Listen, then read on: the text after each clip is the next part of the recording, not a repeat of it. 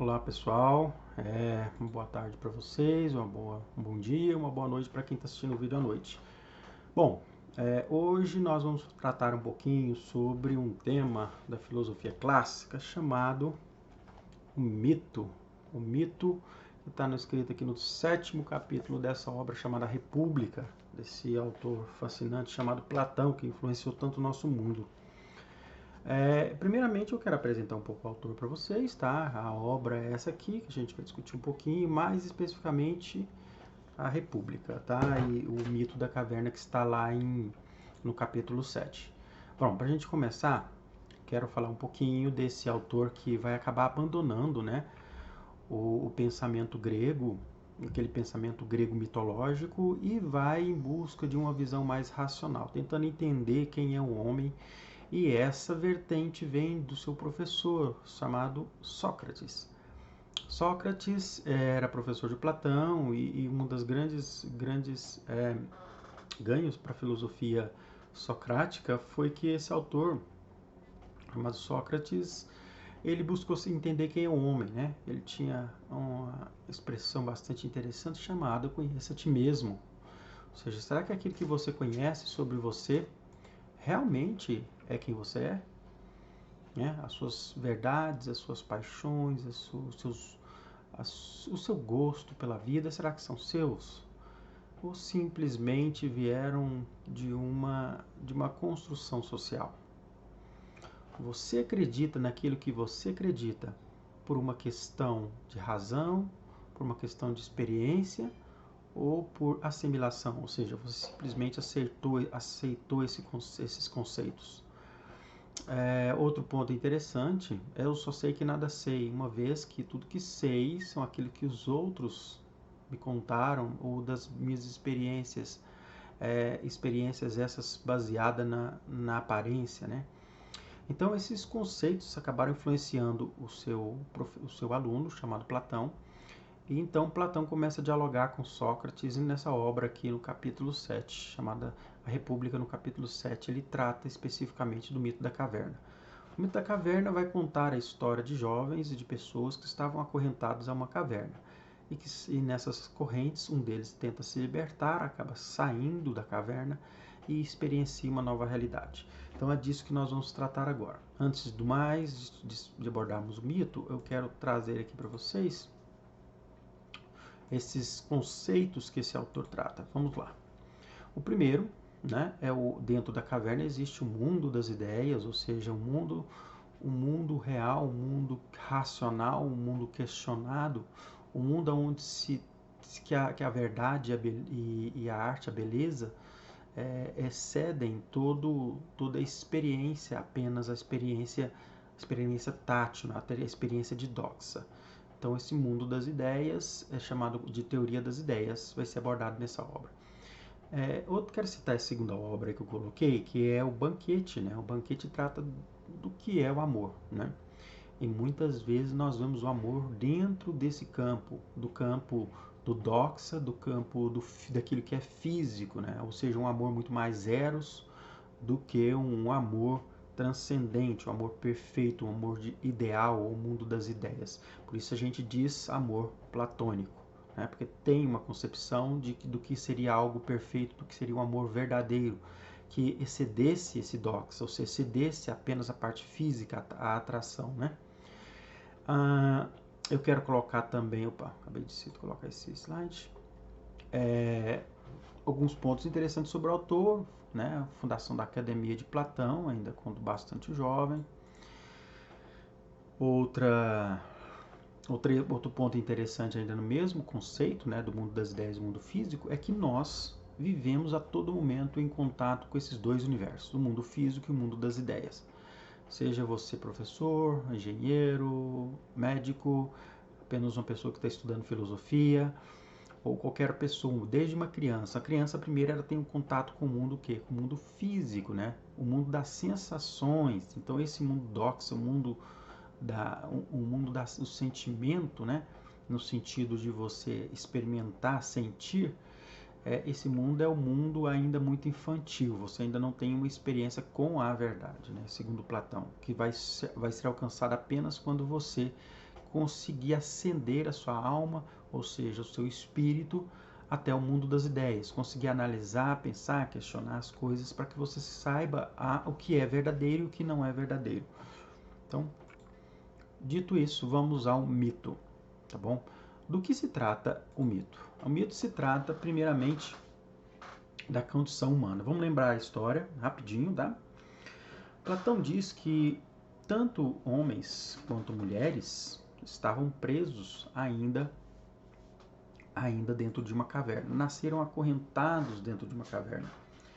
E quando eles estavam acorrentados, eles não percebiam a realidade, estavam presos às suas sensações, enxergando aqueles objetos dentro da caverna, sombras e outros objetos, como se fosse a única realidade. Dado um tempo, dentro dessa caverna, percebia-se também que existia uma fogueira logo atrás. E essa fogueira projetava essas sombras, e eles tomavam aquilo com essas sombras, as sombras dadas como objetos da realidade, e guiavam as suas vidas por essas sombras. É o que muitos de nós fazemos, né? Nós estamos vivendo em períodos difíceis, um período de muita fake news, período onde se confunde amor com paixão, se confunde a beleza das luzes, da mídia e de toda essa parafernália dentro das redes sociais, né? A ascensão da imagem, o culto à imagem, né? Tudo isso é o que Platão queria dizer, que nós ficamos presos a objetos que são colocados para nós dentro da caverna. A caverna é a sociedade onde nós vivemos, onde o mundo imagético está tomado como realidade, ou seja, o mundo das imagens, o mundo da sensação física, né? Então é nesse sentido. Então esse jovem preso ali, acorrentado uns aos outros, né, por amarras ou correntes, e uma sombra sendo projetada do lado de fora da caverna, uma fogueira ali no meio da caverna. De repente alguém começa a questionar essa realidade. Será que isso aqui é tudo verdade? Será que isso aqui é o que é verdadeiro? Né? Eu estou vivo? Quem sou eu? Né? E Platão diz que esse é o filósofo que usa da dialética, né, para poder quebrar essas correntes. Então esse jovem ele é levado a quebrar essas correntes. De repente ele se vê já em diálogo com as outras pessoas que o chamam de louco, de tolo, e mesmo assim ele galga uma experiência para cima da caverna, né, em direção à parte de cima da caverna, em direção à luz. E uma experiência em direção à luz é sempre difícil. É difícil porque, em primeira instância, é uma experiência solitária, né? Não é uma experiência que se faz com alguém, é uma experiência solitária de você com você mesmo, né? Como nós dizemos na psicanálise. Então, outra questão é que, além de você caminhar sozinho, todas as dificuldades, os tropeços, as pedras dentro da caverna, né? Os abismos que você terá que saltar, os desfiladeiros que você terá que ter muito cuidado para não cair, esses desafios são feitos de forma solitária. Então, não é uma coisa tão fácil. E no final ali da nossa jornada, nós temos a saída da caverna, um confronto direto com a luz do sol, que de anos morando dentro de uma caverna, num lugar úmido, muitas vezes escuro, né? Muito mais escuro do que o exterior. Quando você se depara com a luz, a primeira coisa que você faz é colocar os olhos para baixo ou tampar os olhos com as mãos ou com o braço, né? E aquilo, não sei se você já teve essa experiência de acordar pela manhã e de repente alguém abrir a janela de uma vez e entrar aquele raio de sol e de dar aquela náusea, né? Aquele mal-estar. Isso aconteceu com um rapaz ali dentro da caverna, aquele filósofo que tentava encontrar iluminação, esclarecimento. Ele acaba saindo da caverna, mas passa por um momento de digestão daquela situação de desequilíbrio, é desequilíbrio que vai trazer aprendizado. Então ele se depara com um mundo, um campo de visão que outrora ele não tinha, da realidade, das coisas, das cores, dos sons, de tudo que havia ali dentro, né? E ele tem um sentimento: preciso libertar as pessoas, preciso voltar à caverna e tentar tirar as pessoas dali. Então ele retorna, né, com muita dificuldade. As pessoas ali passam a questionar a realidade dele, porque, poxa, você passou um tempo fora da caverna, agora aquele ambiente escuro de novo, realmente traz um desconforto, né? Então as pessoas começaram a perguntar para ele, mas você não consegue nem discernir as coisas aqui dentro direito? Mas aí ele tenta dizer que as coisas ali dentro não são aquilo que aparentam ser, e ele soa como um louco, né? E mais uma vez, essa sensação de que você foi liberto e não quer viver na, na mesma configuração social que os outros, no sentido de você ter um conhecimento maior e de você saber onde estão as verdades e querer que as pessoas se libertem daquele processo, né? Vamos dar um exemplo. Tem uma canção dos Engenheiros do Havaí chamada Terceira do Plural. Fala muito sobre essa questão de como os homens, né, acabam seguindo outros homens sem saber para onde vão, né? E tem uma outra canção deles também que eu acho bem peculiar, muito próximo dessa realidade, que é chamada Outras Frequências. Essa eu indico você ouvir e eu prestar atenção, muita atenção na letra. Porque ele vai dizer que nós, né, que vibramos em outra frequência, muitas vezes a gente não senta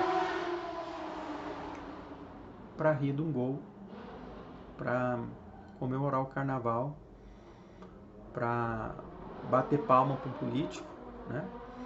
E muitas vezes a gente se sente só e se sente estranho, não gostando daquilo que os outros gostam.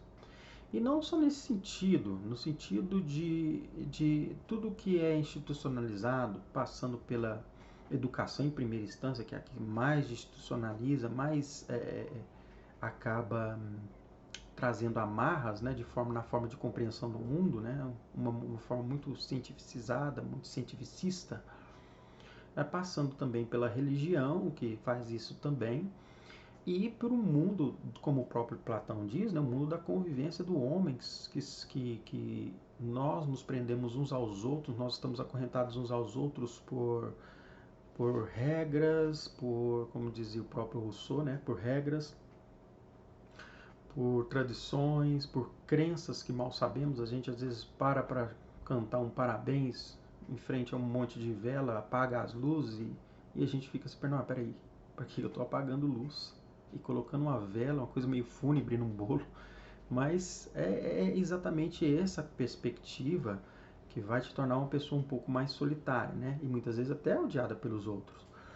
Então, o mito da caverna é isso, muitas vezes quando você tem uma concepção um pouco mais diferente daquilo que as novelas e as TVs dizem sobre amor, sobre sexualidade, sobre política, sobre religião. Então, essa saída da caverna, quem se aventurar a fazê-la, primeiro tem que ter muita coragem, né? Esteja preparado para se enfrentar de uma forma solitária, para enfrentar os outros e para enxergar o mundo por meio de um prisma, de uma iluminação, de um sol, né, maior do que diferente dos outros, né, e ser muitas vezes criticado por isso. É interessante a gente observar essa concepção. Eu gosto da figura de Cristo nesse ponto, porque Jesus, quando esteve na Terra, foi criado numa tradição judaica. Eu gosto desse exemplo, porque fala muito da tradição religiosa.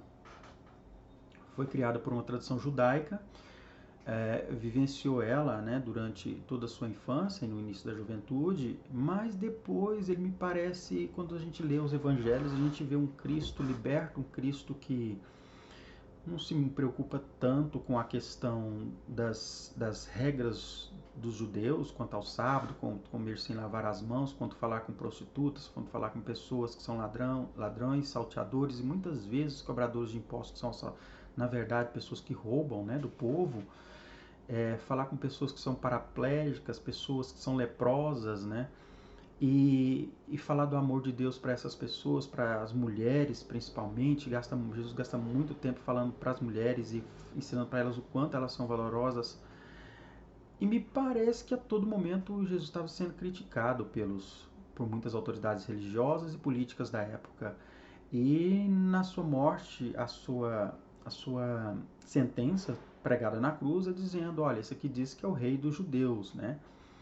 Então, Jesus levou até a última concepção né, daquilo que é sair da caverna e tentar voltar aqui e falar para as pessoas que o amor de Deus liberta, e mesmo assim as pessoas continuam muitas vezes, como dizia Francis Bacon, né, o ídolo do fórum, né, e o ídolo da caverna, né.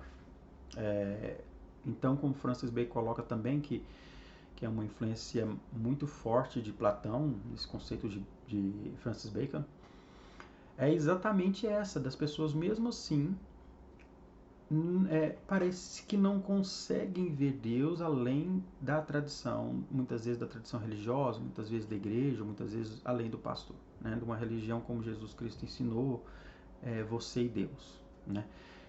É claro, eu não estou dizendo que a tradição religiosa é ruim, eu estou dizendo quando ela é mal colocada, né? Porque o próprio Cristo frequentou templos também, e certa vez até tiraram ele do templo, mas ele frequentou e ele ia aos templos. Então, quando essa relação consigo mesmo e com Deus ela foi quebrada na figura de Cristo, a gente percebe essa alegoria da caverna, né? Porque o próprio Platão tinha essa concepção de que a verdade, que representada ali pela luz, né? A verdade eterna representada pela luz era liberta. E o próprio Cristo disse que a verdade liberta, né? E que ele era a verdade e a vida. Então, existem muitas formas de aplicar o mito da caverna. Então, eu queria ressaltar aqui com vocês alguns pontos principais para a gente fechar aqui e encerrar essa questão. Qual a condição humana?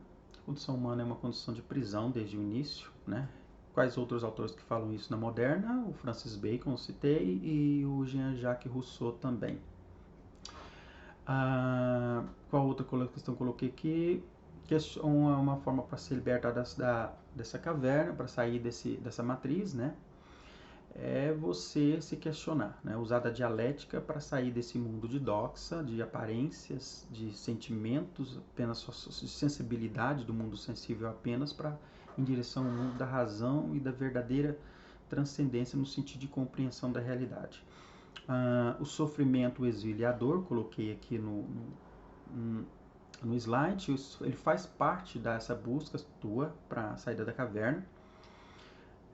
Viver essa nova realidade que você, depois que você saiu, como eu dei o exemplo de Cristo, vai trazer conflitos, não espere coisa diferente.